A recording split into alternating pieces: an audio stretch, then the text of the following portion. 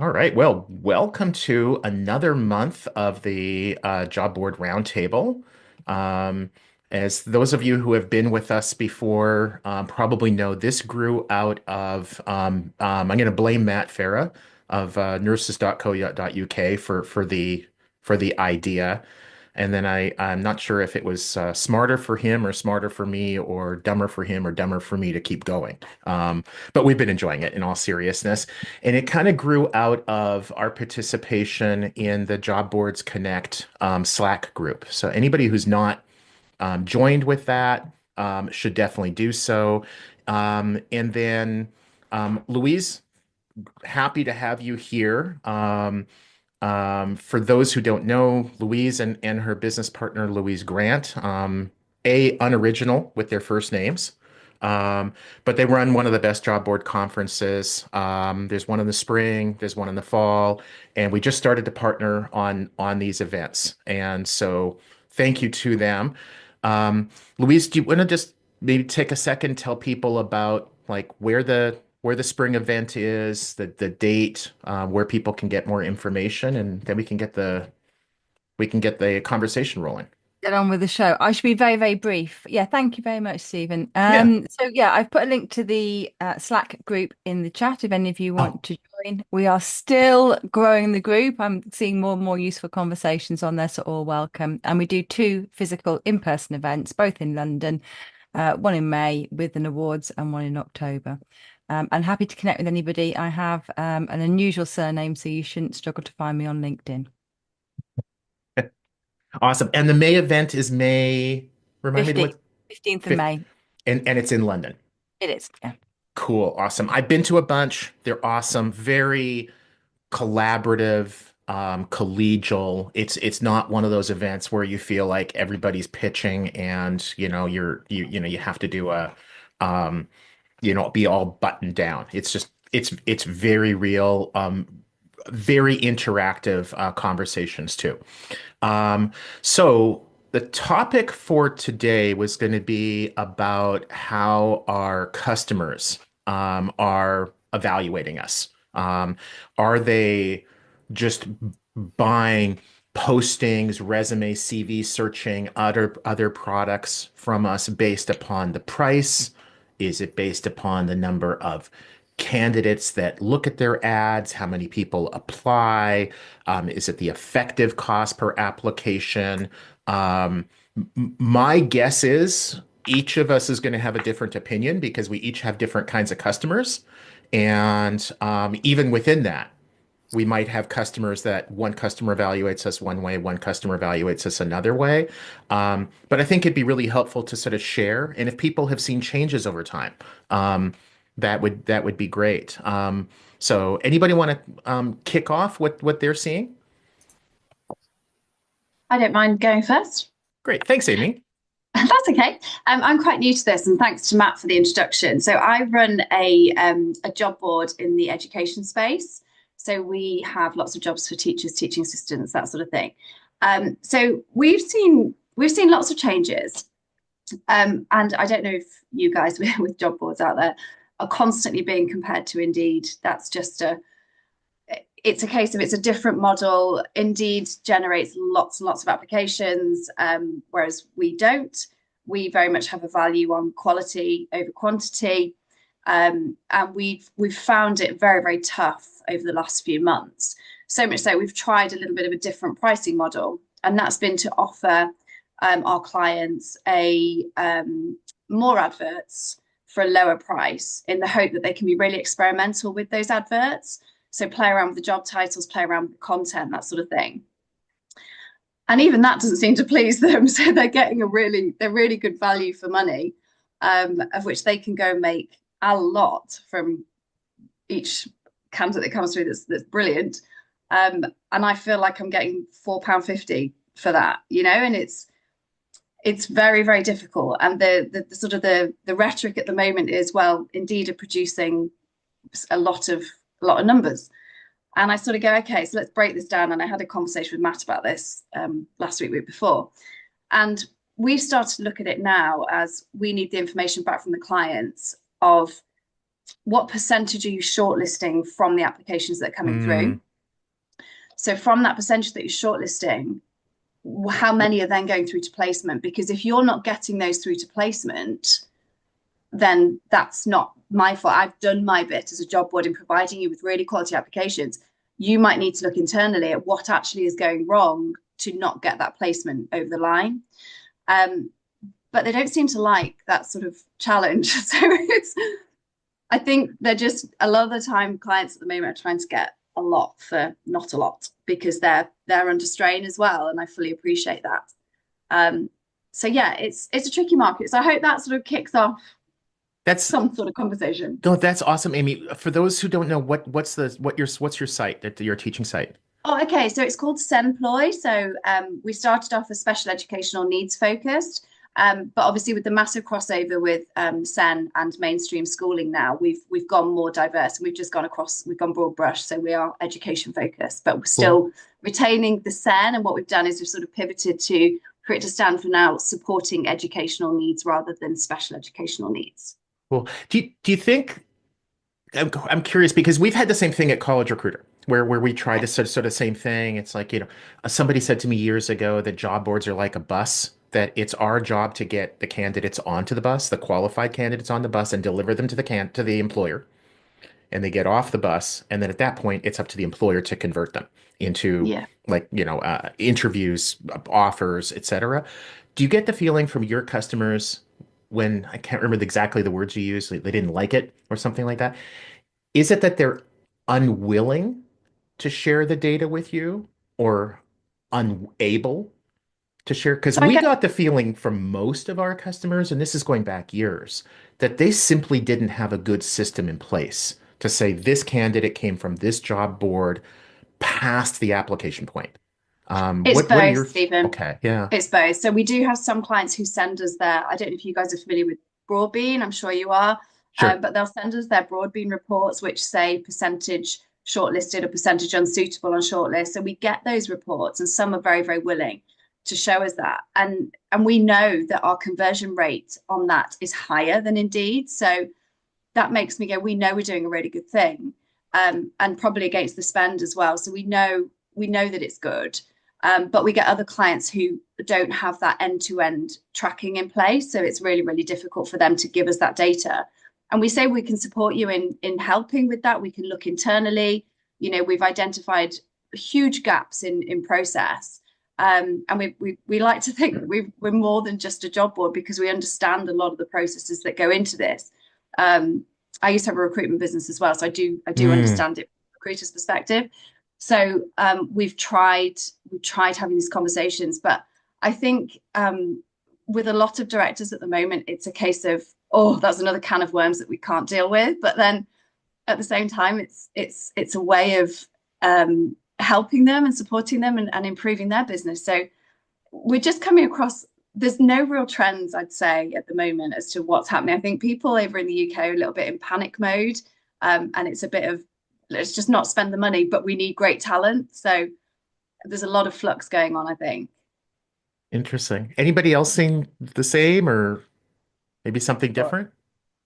mean, I would say I totally echo. I would echo what Amy is saying, but I would also add that it's better than it used to be. Hmm. So I would say the majority of people now are using Broadbean, programmatic dashboards on programmatics. Most people are using, certainly internal TA teams using ATSs. So it's better than it used to be, where everybody was just being sent an email and no one was putting it onto Bullhorn, or, no one was logging anything. So we're in a better place. Yeah. But I would say, as Amy was just saying, not everybody is doing it. And I would also say that when it comes to tech, some tech is better than others. I would say some resources are probably better than others at making sure they're using the tech. There's gray areas when it comes to the tech, for sure, and also those resources, we need to be sure. Well, we will never be sure how good they are. Some are going to be really good, others not going to be very good.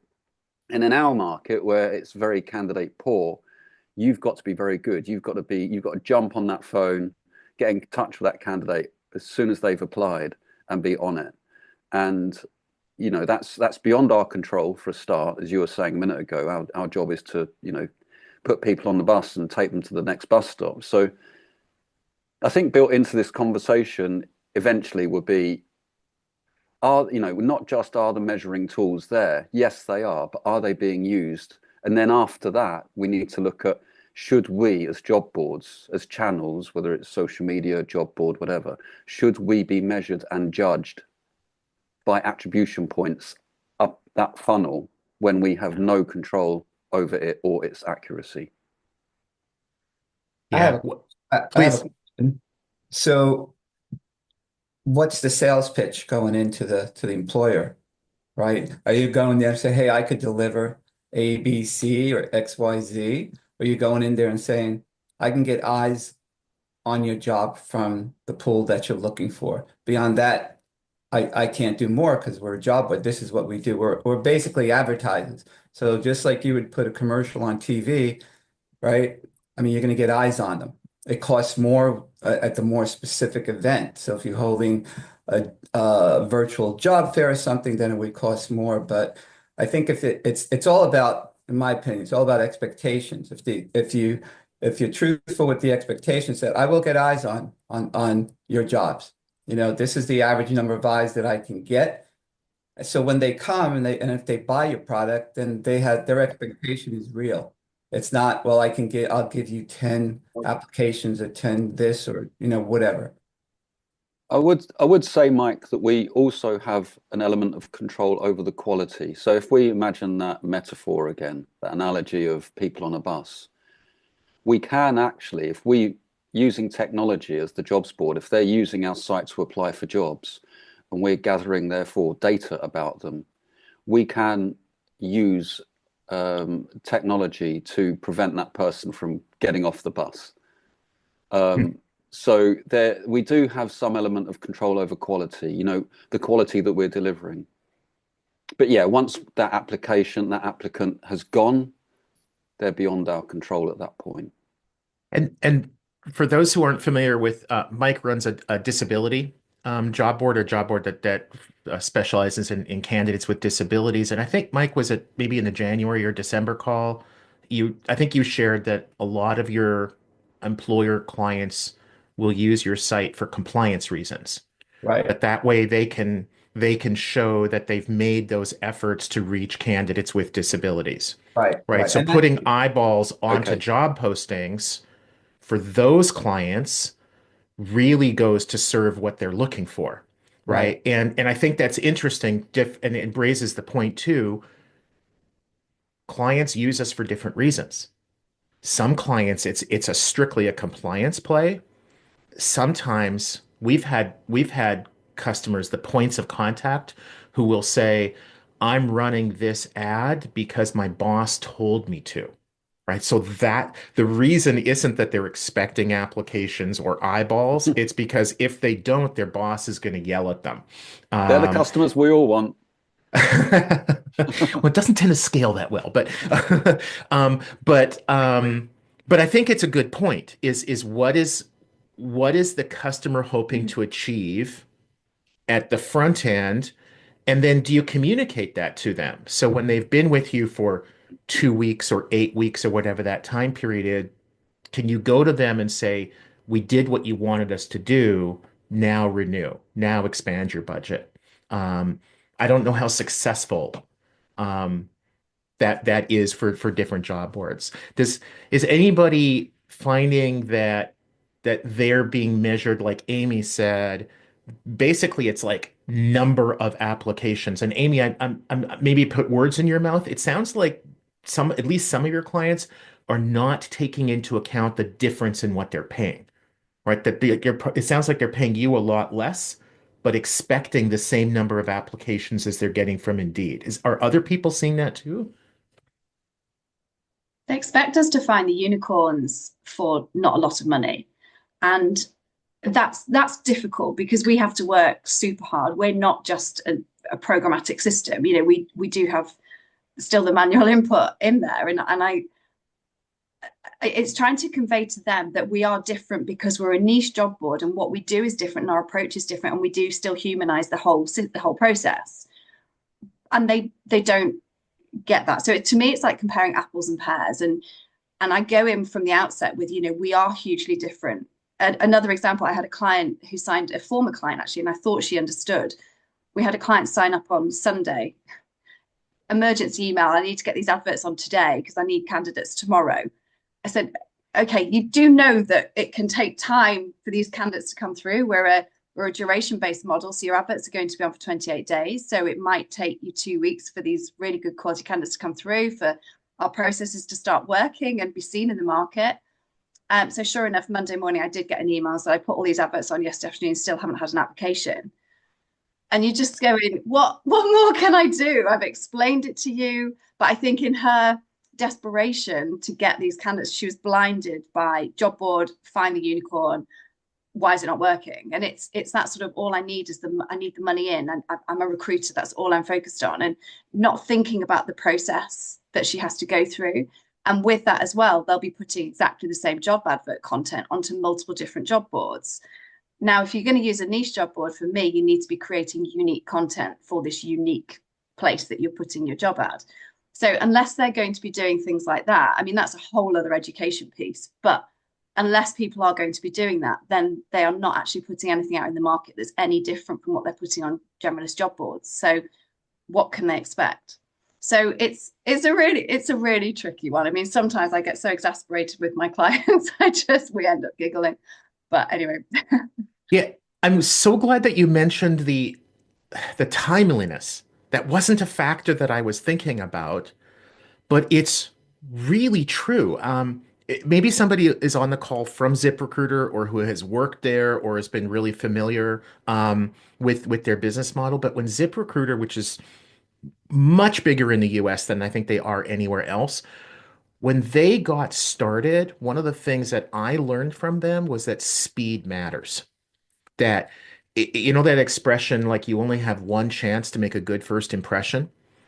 And I don't know, I don't recall exactly how they did it, but basically, when their clients would post a job, Zip would do everything that it could to help ensure that they got an immediate good response. And I hear ads for them on the radio and podcasts.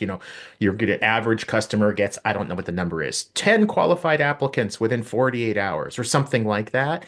And what we found at College Recruiter is that matters a lot. We all want that instant gratification. We don't want to wait 2 weeks. We want that TikTok video right now.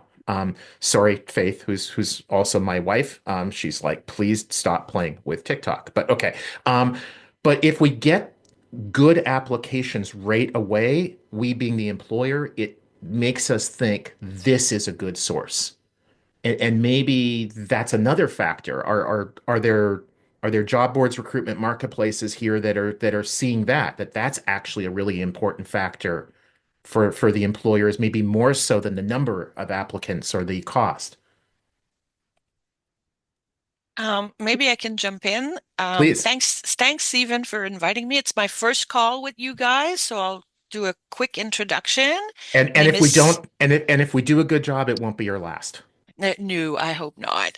But so I'm in Canada. We have a job board, a general job board called jobillico.com.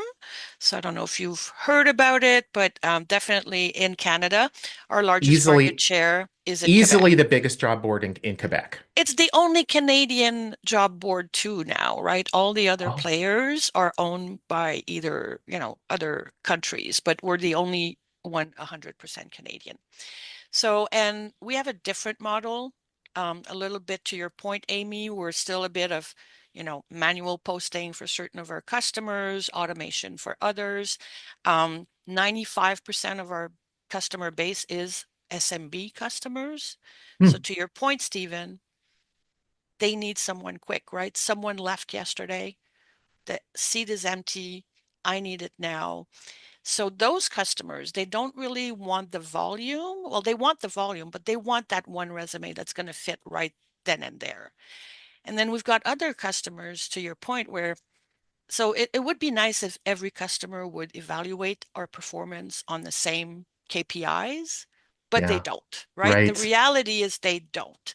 So I have one specific situation in mind where the customer, we sent a bunch of redirections.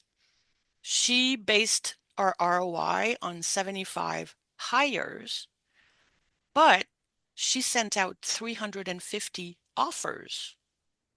Oh, So, but she's evaluating me on the hires, but Mm. you sent out 350 offers. You should You did your evaluate me job. on that. Yeah. I did my job, right? So again, it's every customer is so unique. And I think to Mike's point, expectations. yeah. What will you evaluate me on? Volume, people I send over, qualified applicants, people that make it through to the hire? What is it going to be? And I think that's the key question, right? I had a conversation last night, early evening, a large organization. And it's a really interesting conversation. I'm really happy to have it. He's wondering whether in the future there will be a way of him paying for costs per offer. And I said, I don't see that as happening because that would not be a commercially sensible Mhm. position for a job board to put themselves in. Because again, what I was saying a minute ago, I have no control Yeah. over the candidates once I have delivered them.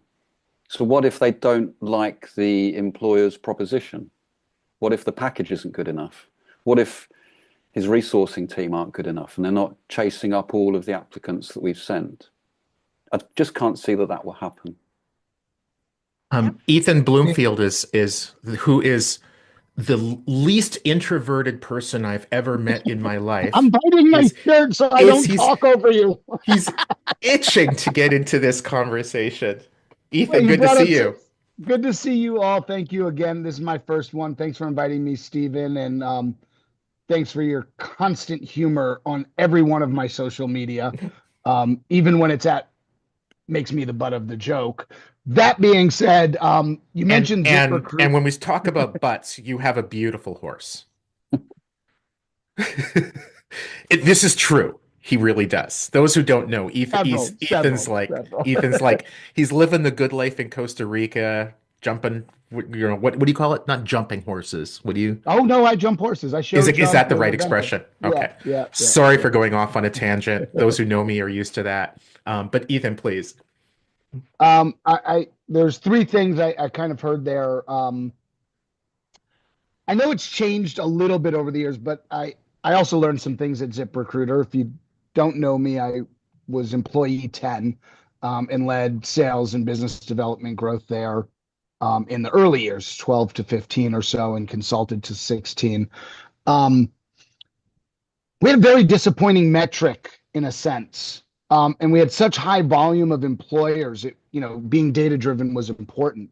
And Yeah. that metric was the only thing that dictated retention of customers was candidate volume. No matter how many times over the big scale, right? Over the big scale, no matter how many times the employer said, but quality matters. And then I say, great, what if I just deliver you 3 perfect candidates? Will you still spend $1,000 a month with me? And the answer was, that would be amazing. And I say, here they are. And then they cancel. And even in a quality epic where we are right now, the conversation is quality over quantity. Thad and Alex Murphy have been talking about cost per quality candidate for 20 years. And the problem is when you start to deliver it, they start to say, where's my volume? And it's been one of the things I've wrestled the hardest with in my 20-year career. You say you want it, but somebody you report to says, but where's all the candidates? And and then you slow spending or don't spend, and they don't attribute a value in dollars to quality metrics. But then they like to talk about it on the call. So like Sylvie, you said they're all different, right? And that's very true. But boy, test delivering them less, no matter what they say, and they get really upset. And I used to work with somebody else here on the call, Christian, and we saw that also at Job Target recently with our solutions there. It was the same thing. I just want quality. Great, we'll deliver you fewer candidates at a higher quality. Then we said, did we do it? They said, yes, but where's the rest of my candidates? Yeah. So the dollars don't follow the words so often. And I've always been challenged with that in our industry. So, Ethan, you raise a really good point, though. I should not say though. You raise a really good point. The words might be coming from different people within the same employer, and those different people might have different motives. And when I was doing a lot of our sales with big clients, I also found that the motives changed. So, you know, just making this up, but January, February, March, their primary motivation might have been just branding, that they weren't actually in hiring mode. They just wanted to kind of have a presence, almost like what Mike Corso was saying with eyeballs on postings. When they get into more of a peak hiring season, volume, volume, volume, volume. And a couple people, I think Amy talked about this. I think Ethan, you were also just talking about this too, and maybe it's a good conversation to have.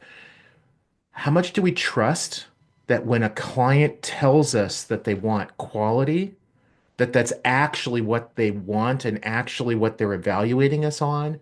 Maybe when they hang up the phone and they go back to their committee of 4 people, it's actually about quantity. Are we actually getting the right information? I think, Stephen, it could Yeah. come from below, not just equal and above. So the recruiter says, how am I going to fill my day if you only deliver me 3 good candidates? I don't, the other biggest challenge that I wrestle with in our industry is corporate recruiters are not compensated on performance ever. 0% of the ones I've ever spoken to. So they've got to keep themselves busy for 8 hours a day, don't they? So I think it's the recruiters say, well, then who am I supposed to call and follow up with all day? What did you do with all my candidates? Yes, those 3 were awesome, but I have to do a job. And I was shocked because I'm come from sales when I started doing big recruiting organizations. Amongst my other travels, I spent a year at Bayard, now Appcast. And I was with 70 recruiters. And I was like, who was number 1 last month? Thinking they were like salespeople. They're like, what's a number 1? What do you mean? Well, who made the most hires last month? Oh, we don't track that. Well, how do you get your bonus? What bonus? I said, no, you're kidding me. And then I started asking every corporate TA organization, and I have not found one that compensates there. So what does somebody want to do who doesn't have performance metrics, who isn't getting a bonus for hires? They want to make sure they look busy all day and keep their job. Possibility. Might be a conspiracy theory. Now I'm going to go on mute for real. No, there's another thing that we saw we've seen at College Recruiter, and it was years ago, but as we were just college, we were focused on customers that were, like universities and wanted to hire through the university relations people that were recruiters, but only for college students and recent grads. And they were more concerned about, they didn't have to consider their dollars. So they would travel to all these schools and they wouldn't count that as part of like the ROI and like how much did it cost them to hire a candidate. And so we found that like even just looking at it from a business perspective, it costs like $3,500 is what NACE would say about, which is the National Association of Colleges and Employers in the US. And we were charging, $500 for a posting or something, or $200 for a posting, but they weren't looking at it in that way. They had a very small advertising budget and that's all they wanted to spend. So you can't always, rely on the customer, even though you want to tell you how to what they're really going to rate you on. And we've even had that with like when they literally said we're going to hire based on how many candidates you reach, so clicks, and instead they really only were hiring based on converted applications, and so I think that is a problem. I think it's a big problem in our industry. How do we give our customers what they want when they don't really know what they want? And I was thinking that as we shifted as an industry and our company to more performance-based pricing, more programmatic, that we would get a better handle in an automated way on what our customers wanted and how they were going to evaluate us. And boy, was I wrong. Um, it does help somewhat because the customers that are simply measuring you on the cost per application, or how many clicks you deliver, or what your cost per click is, it helps with that. But I was just on a call with a couple of other people at on College Recruiter with one of our advertising agency clients, and they send us a feed of jobs from dozens, maybe hundreds of employers. So in that feed, we'll have thousands, tens of thousands, or whatever of jobs from a whole bunch of different employers. And they told us that in addition to, of course, the job posting data, job title, job description, et cetera, and here's the CPC that you're going to get paid, that they're also including quality metrics. And I'm like, great. So you're going to measure us on quality, and we can look at that, and we can have a look and see customer A, employer A, we're hitting their quality numbers. Customer B, we're killing it and greatly exceeding them. Customer C, we've got a lot of work to do, whatever. And then they said those quality numbers are different for every employer. Some of them are measuring it based upon apply starts.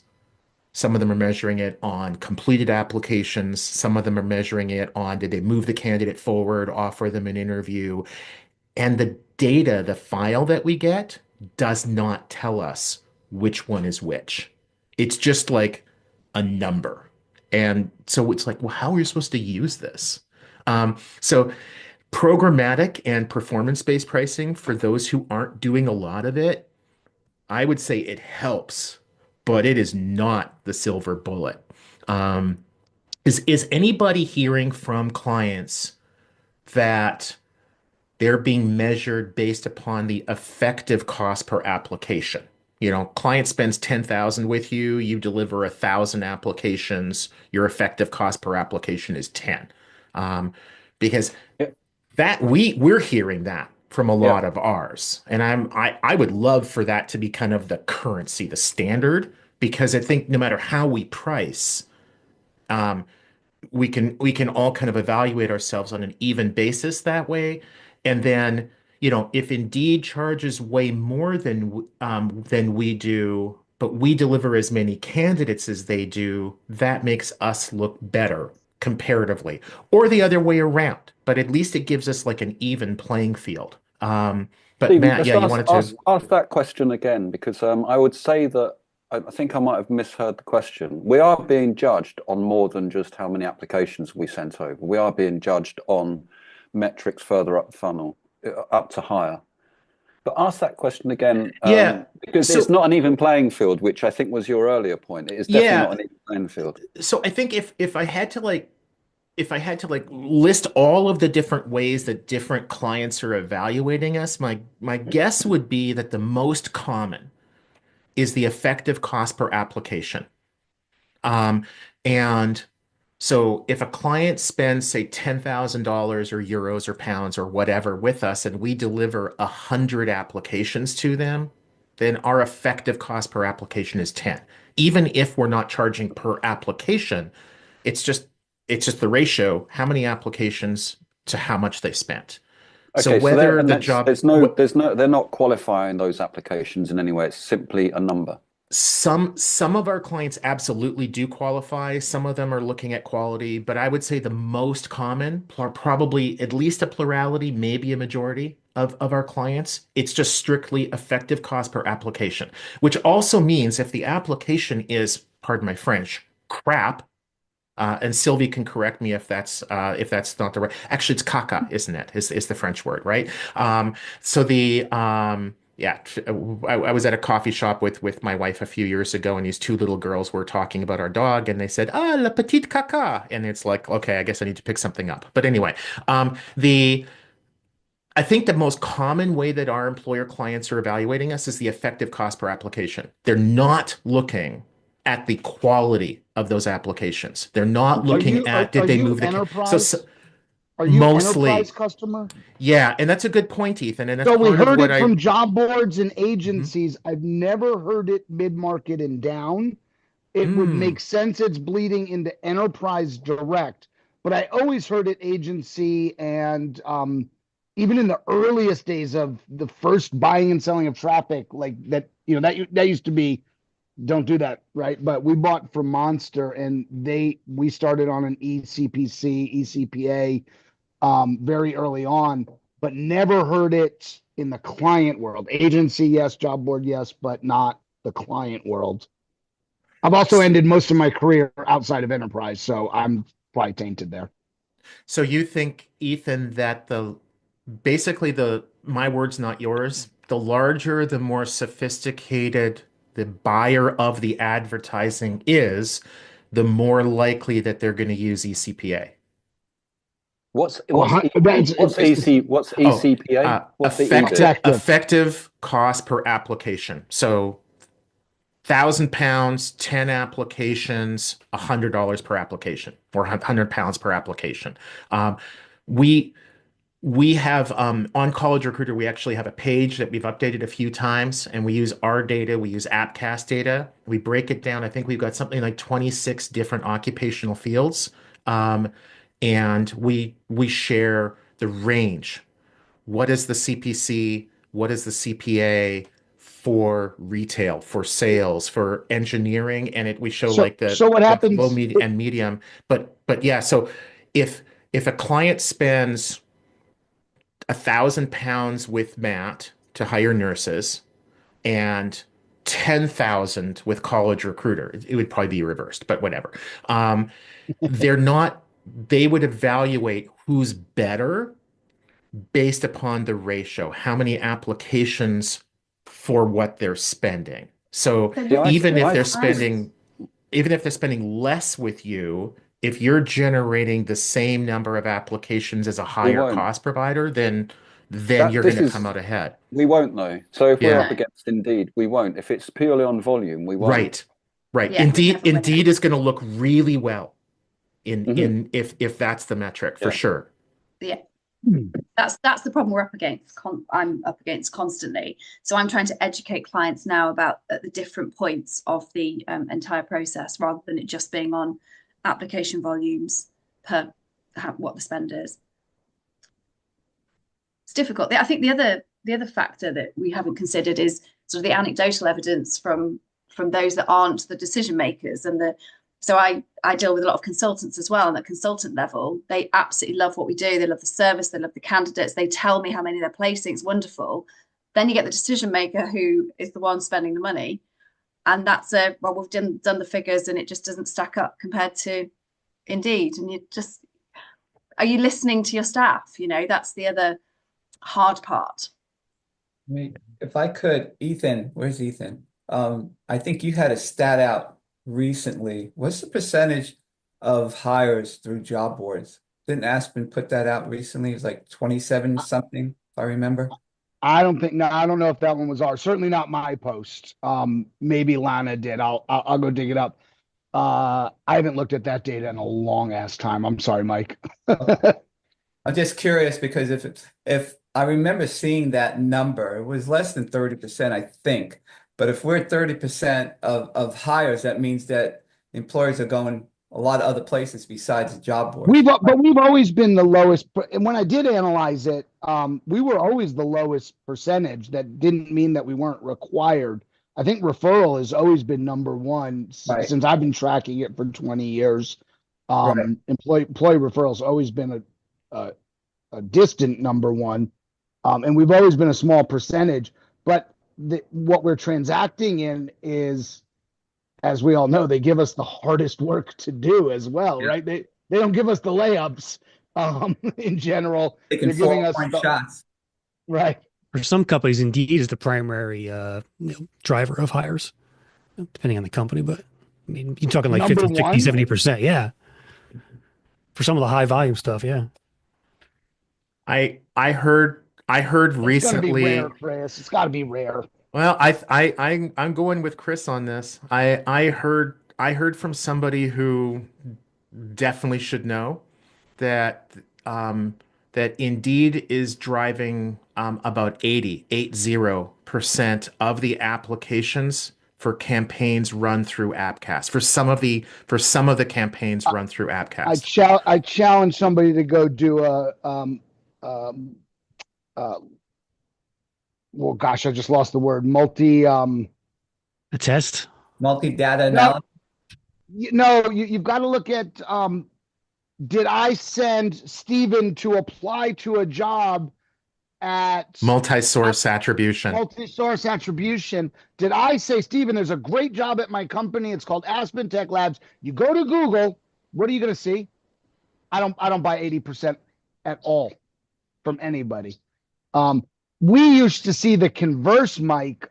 When I did this report with Truckers Report, we were looking for multi-source attribution. We found from niche job boards, there was an additional 20% of total applications coming from the job board because we lost them, right? Click, read, go to LinkedIn, do research, go apply direct. And we were able to track that in some clever ways. And, we're guessing a little bit, but we were able to track that in some clever ways and find another 15 or 20% of applications to that niche board in the opposite way. But Indeed is the exception to that rule because they're getting every search. ChatGPT, I know Simply Hired's bullshit. It's not Simply Hired.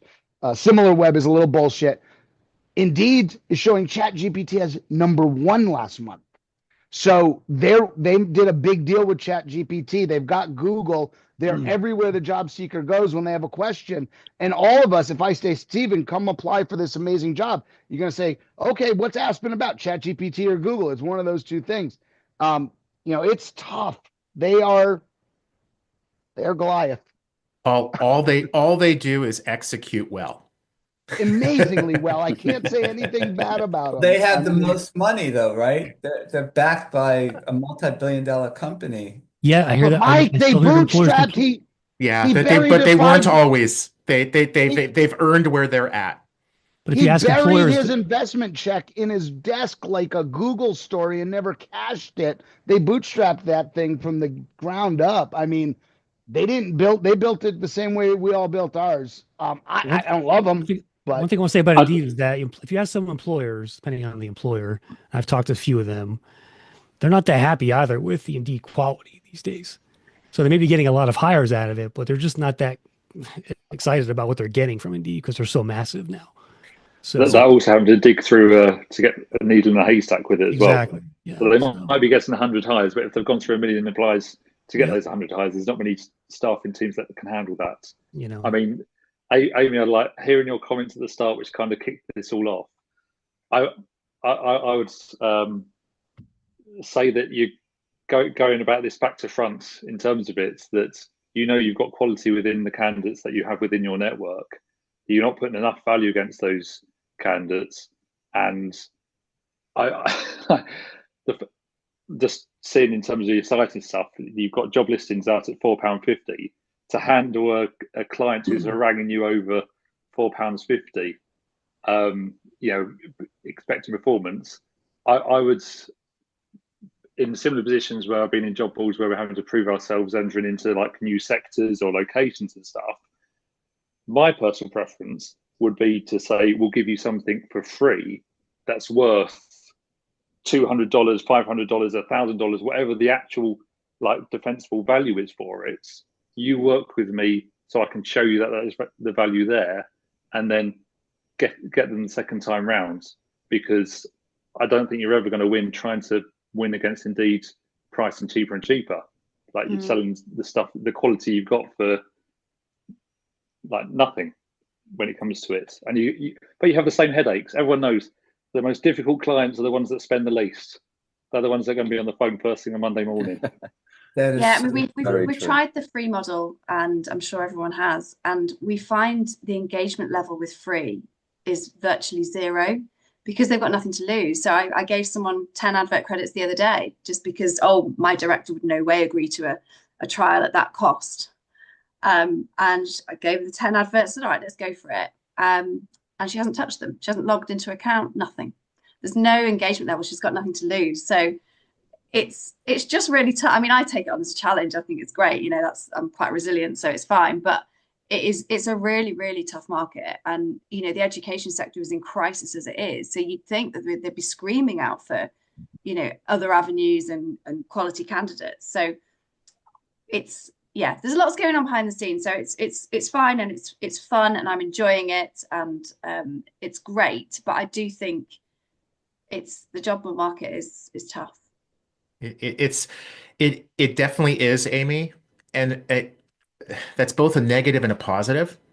So, negative, it makes our jobs all the more difficult, right? The positive is it creates a moat. So, the reality is that this is an industry that there are very few barriers to entry to get into, right? I mean, $100 a month, you can start a job board by using some of like the third-party software companies. Um, Super easy for people to get into it. You can do it part-time. You can send out an email list to a bunch of friends and family, and you sort of have a job board. That's kind of how Craigslist got started. But to do it really well is hard, and that creates that moat. One thing that I wanted to pick up on, several people have talked about it, and Matt, you talked about it, pretty early on, but that's quality.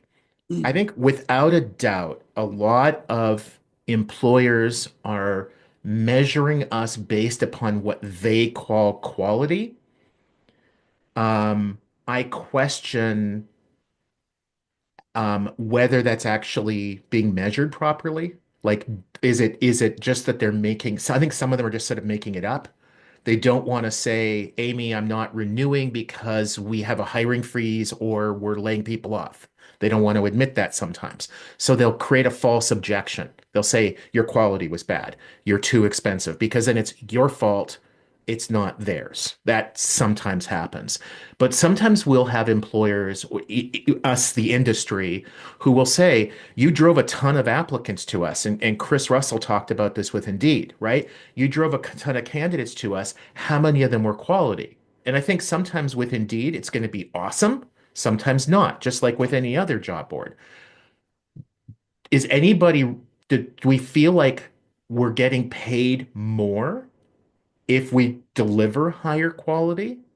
I mean, I wonder, like, if anybody's had a client come to them and say, hey, if you can improve your click to apply rate by such an amount, or if we hire a certain number of people, we're going to pay you more. Is anybody seeing anything like that? Simon, it looks like yeah, welcome. So thanks. Yeah. I was just thinking about this from a historical point of view. Yeah. But I think this was the first job boards I sold on were niche job boards, and part of the reason that the cost of hosting a job on those niche job boards was because you were part of a community, whether that be social care, whether that be HR, whether that be hospitality, or whatever it might be. So by definition of being part of a niche community and having a more qualified, particularly when it was linked to print publications, that allowed you or gave you the right to charge a higher price for it, because by definition of being in that community, by being linked to a print publication, by having a certain brand, the suggestion was, and I would argue that it was the fact as well, that the quality of applicant you're likely to receive was going to be higher than if you went to a more generalist or less specialized job board. So I think there's perceived value there, and there's realized value in that market. We also had, I'm not sure how I feel about it, but I ran at Job Target in the early days, I ran 2,000 job boards, including a few of the people on the call, mostly trade and professional associations. we never had a complaint about performance. They said, when my boss, who's a member of the Electrical Engineering Association, goes to the website, my job better damn well be on the website. It doesn't matter if it gets me anything. I'm not sure I felt great about it, but it was a truth to the association job boards in the day for sure. I think Ethan, too do you that think the motive there was that the boss was essentially making a donation to the association, or No, it's street cred. It's like, it doesn't matter if Google generates real leads for me. I want to be number one on the page. Right. So It's like branding, right? it's like branding, but it's also when you go to the conference with the electrical engineers and you're like, why aren't you guys hiring? Well, we are. But you don't use the association's job board. There's like a community factor to it. It was a weird psychology. But performance was almost never a concern. I would agree with that it used to be about, it used to be about that. And you know what Simon was saying about perception. Yeah, that was definitely a thing when I started out in niche job board land. They just assumed, oh, right, you're called nurses.co.uk, you're bound to be great. And that used to worry me because I want to deliver, not just, I don't want to have customers that think and hope we're going to deliver. They pay our money and then we don't. And I would say that, so, you know, we are in a different place now where they're not just doing it in hope. They are actually tracking this stuff. And there is software out there that's doing it much better than it used to. I would just say it's just not 100% watertight. And there's all the other issues that I mentioned earlier about, you know, resources maybe not jumping on the phone as quickly as they could. But I would say I'm in a happier place now. You know, when I hear from customers that renew, I know they're renewing based on data and metrics that they are seeing on our performance. We're not as good as Indeed, but we don't charge as much as Indeed. And that's also, they're looking at the metrics and they're doing the maths. It doesn't take long. How much is Matt's business costing us to put offers out or to hire people?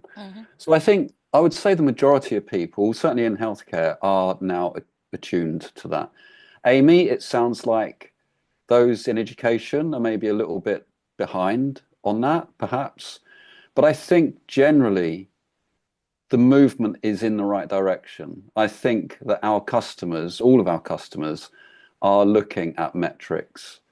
And I think that's a good thing. I would just add to that I don't want our attribution. I don't want to be told that I'm going to start charging people based on the offers that they have put out from people that have come from us. I'm not going to do that.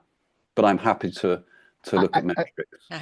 I think it's also key in a market like this with a competitor like Indeed, and the search world went through it with Google, and now they're going to go through it with the AI chats. I think you have to expand value in what you're offering. I don't just deliver candidates. I deliver expertise in the market of nurses in the UK, be it stuff like what I'm doing out there, which is all data oriented.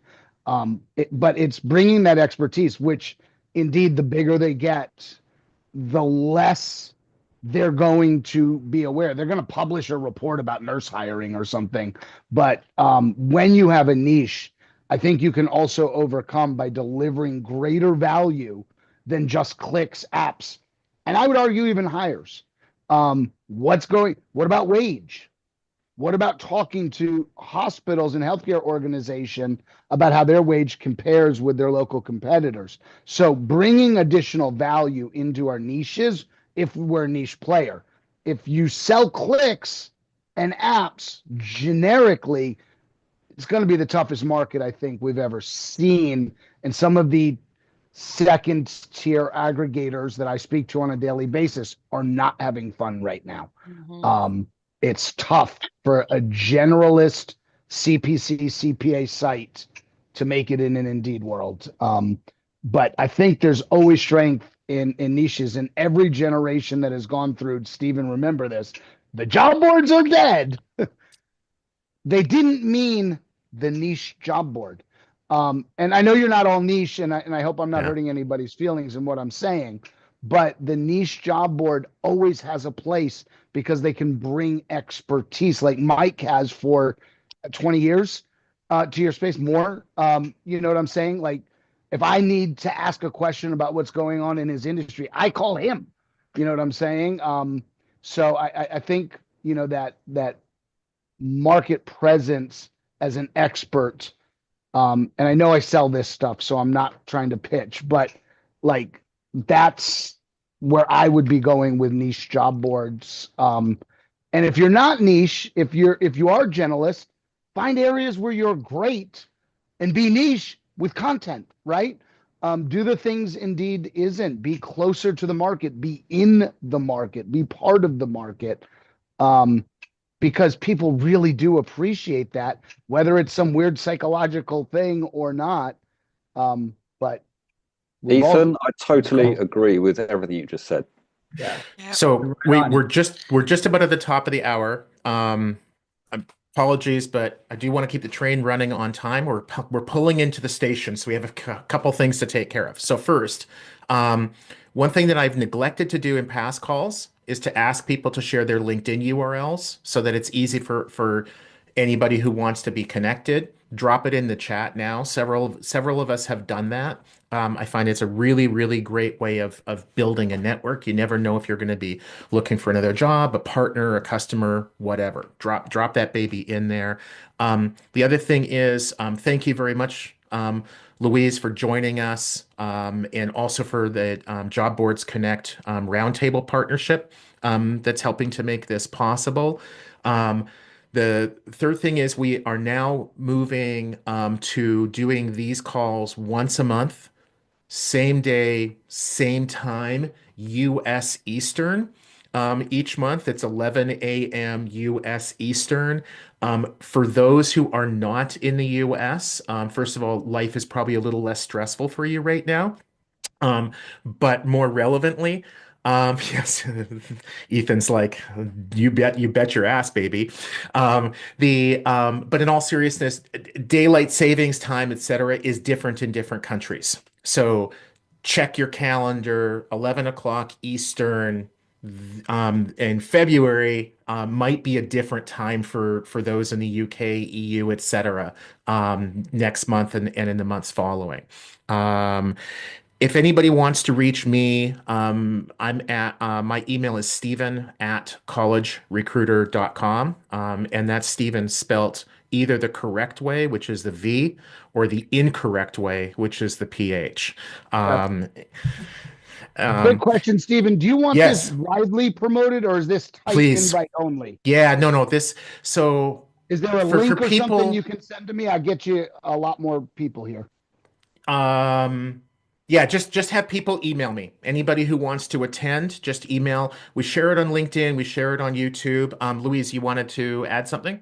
It's going to go on our site as well, Stephen. So there's going to be a Cool. page on the Job Boards Connect site, which will have past episodes and how people can contact you for future ones. So Ethan, I'll send you that afterwards as well. Yeah, so anybody could watch it because it'll be on LinkedIn, it'll be on YouTube, etc. But to sort of join the actual call, what I think we should do is not have anybody be able to join. I think it should be people who are very much in like the job board recruitment marketplace space, and that could include analysts, ad agencies, even talent acquisition folks. But I wouldn't want to have like just some random job seeker joining and asking for a sales position, or something like that. So we haven't had any of those issues so far. This was a lot of fun because everybody can talk. You won't have that if you get 100 or 150. So just keep that in the back of your mind. Because what Louise can do and what I can do might get 100 and 150 in here. So just think about how you can do smaller groups or a more curated version or something. Hands up for everybody who thinks that's a good problem to have. All right. Cheers. For those who are celebrating, tomorrow is Valentine's Day, so make sure you go get him or her flowers, chocolates, something nice. Thank you. Bye, everyone. Thanks, Stephen. Bye, everyone. Thank you. Bye, all. Nice to see y'all. Bye. Bye. See you later.